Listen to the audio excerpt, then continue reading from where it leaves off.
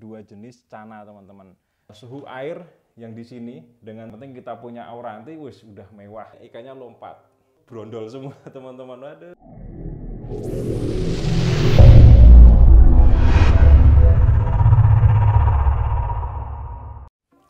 Assalamualaikum teman-teman, selamat datang kembali di Sansan TV. Nah, kalian sudah lihat kan, di sini ada box gede, lumayan gede. Jadi kemarin tuh aku sempat order dua jenis cana teman-teman.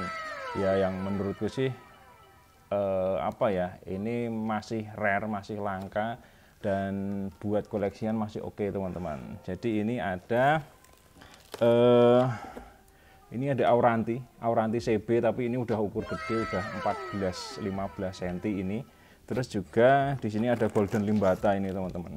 Limbata tapi yang warnanya itu dia kuning. Nah, ini aku beli dari Muhammad Ihsan teman-teman, dari Bandung. Kemarin baru datang. Kita unboxing, nanti kita review seperti apa. Dan juga aku juga pengen ngebandingin Auranti CB dengan Auranti WC dari PO-nan dari India sana.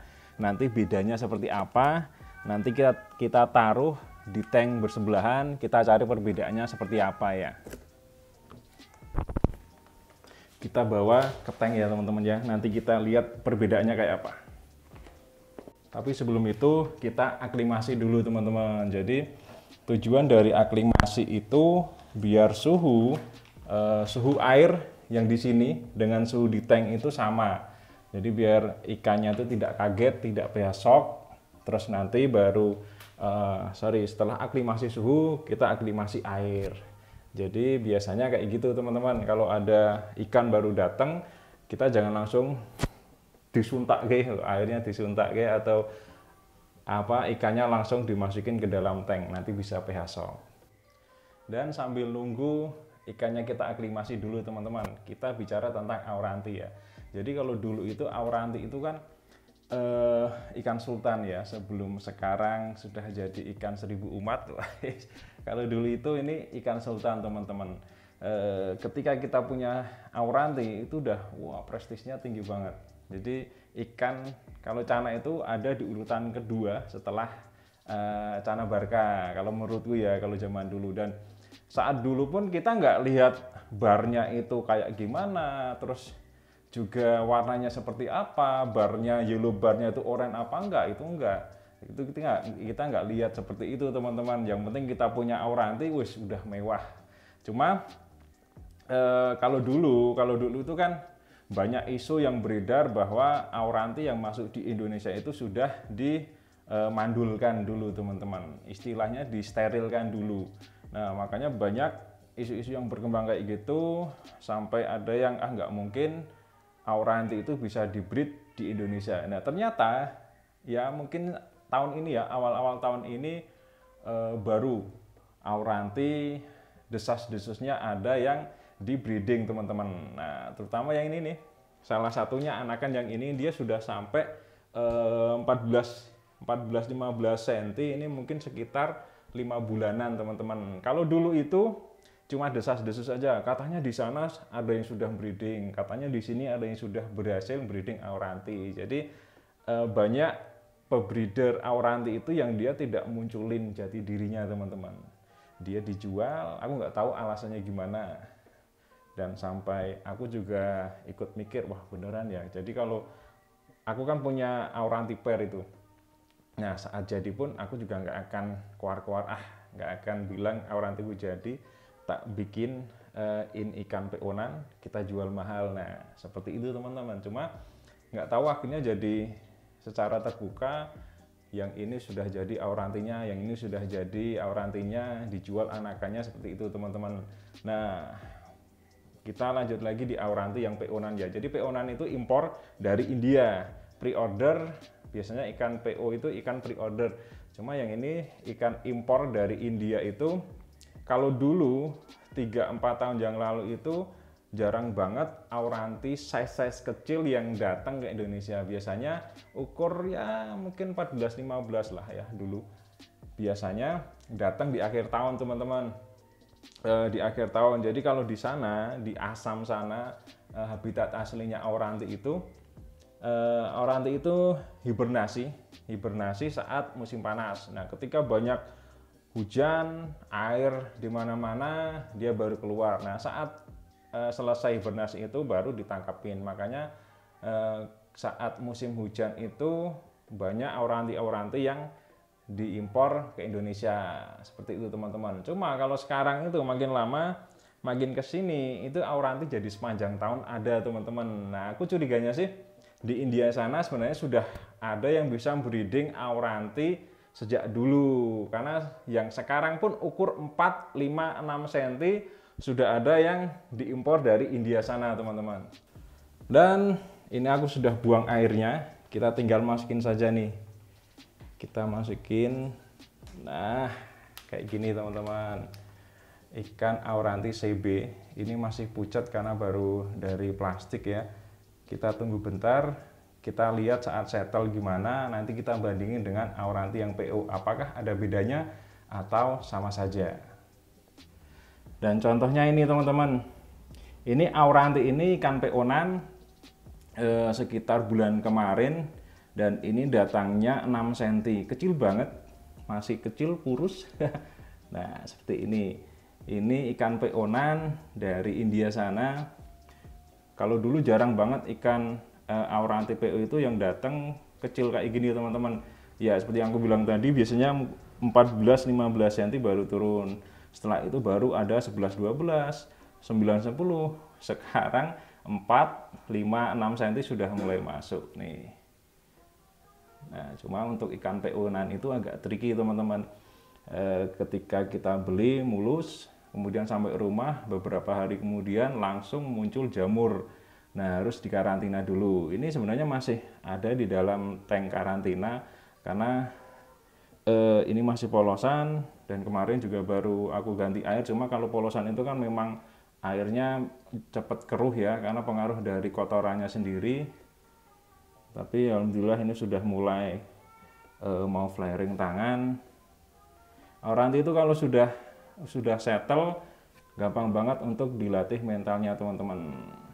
Nih, walaupun kecil-kecil gini tapi mentalnya sudah oke. Nanti kita tinggal up warnanya biar makin oke teman-teman. A few moments later. Dan ini kelanjutan dari kita unboxing auranti CB kemarin teman-teman. Cuma sayangnya, jadi kemarin itu aku lupa tutupnya kebuka, dan aku lupa sama sekali tidak aku tutup, dan akhirnya ikannya lompat. Goblok! Cuma sayangnya aku tidak sempat untuk memvideokan karena panik teman-teman. Aku cari, jadi itu kan sore hari ya, kita bikin videonya sore hari, kemudian aku ke Starfish 2 sampai jam 8 masuk rumah, jam 10-an itu aku masuk di sini, di ruangan ini, dicari-cari kok nggak ada. Wah, terus tak cari ke lantai-lantai gitu, akhirnya nemu nyempil di pojokan deket pintu. Itu posisi udah hampir kering teman-teman. Waduh, mati kita pikir. Langsung tak masukin, dan alhamdulillah dia masih mau gerak, dikasih cacing masih mau makan. Dan ini setelah insiden lompat itu brondol semua teman-teman. Waduh, Goblok! hampir gagal aku punya auranti CB teman-teman nih. Tapi alhamdulillah sih, kalau untuk auranti CB itu kan karena lahirnya itu di Indonesia, jadi adaptasi dengan cuaca Indonesia itu lebih gampang. Nah, ini seperti ini aja dia udah mau flaring dikit-dikit. Nah, tuh. Ini nggak tak kasih sekat, dan yang ini yang auranti WC9 ini dia ngejar terus, yang ini masih aktif ini teman-teman. Nah, kalau untuk perbedaannya sendiri, ini hampir sama sekali nggak ada perbedaan ya. Kalau untuk warnanya sih memang yang ini lebih tua, jadi warnanya lebih pekat. Sementara yang CB9 ini masih terlalu muda ya, mungkin sekitar 5-6 bulan. Aduh, cuma untuk barnya dia lebih rapi di sini. Kalau bar itu dia lebih ke apa ya, gawan bayi. Kalau bar itu ya, Jadi tidak bisa kita atur harus rapi atau enggak, itu memang udah kawan bayi takdirnya kayak gitu teman-teman. Nah apalagi ya, oh ya, jadi untuk membedakan aura anti CB dengan aura anti WC itu harus gimana? Nah kalian udah percaya sama sellernya teman-teman. Kalau seller bilang ini aura anti CB, kalian harus tanya indukannya yang mana, terus saat ngebrol videonya mana, terus saat ikannya masih kecil-kecil itu kalian juga minta videonya, jadi biar lebih valid.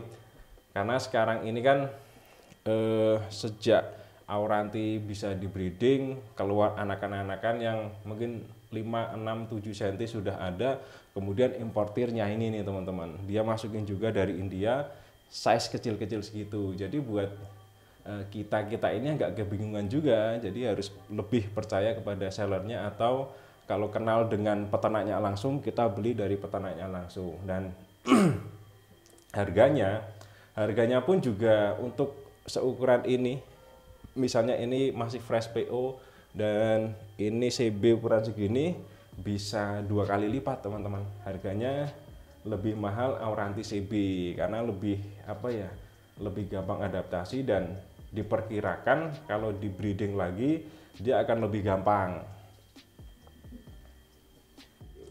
Dan kemudian akan muncul pertanyaan, dengan harga yang 2 kali lipat dari harga fresh PO-na dengan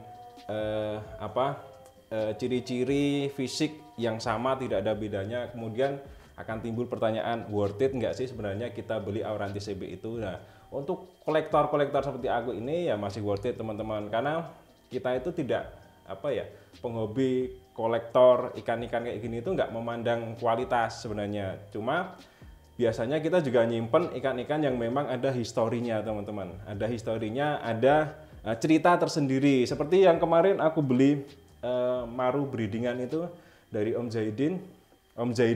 Zaidi, itu harganya bisa berkali-kali lipat dari harga YS tangkapan alam teman-teman. Cuma karena ada nilai historinya, ini crossbreed pertama Maru Riau dengan Yellow Centarum, jadi aku beli, jadi ada nilai historinya. Dan ini pun juga aku beli, walaupun aku juga tahu harga PO-nan segini, harga auranti CB segini, itu juga tetap aku beli karena ini ada nilai historinya, jadi tidak memandang fisik saja. Dan satu poin lagi, kelebihan dari auranti CB itu dia adaptasinya lebih oke teman-teman.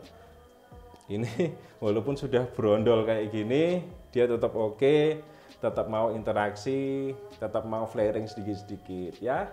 Itu aja kita unboxing auranti CB kali ini, dan semoga sih pertumbuhannya akan lebih oke, berondolnya cepat tumbuh lagi ya. Oke, gitu aja. Wassalamualaikum warahmatullahi wabarakatuh.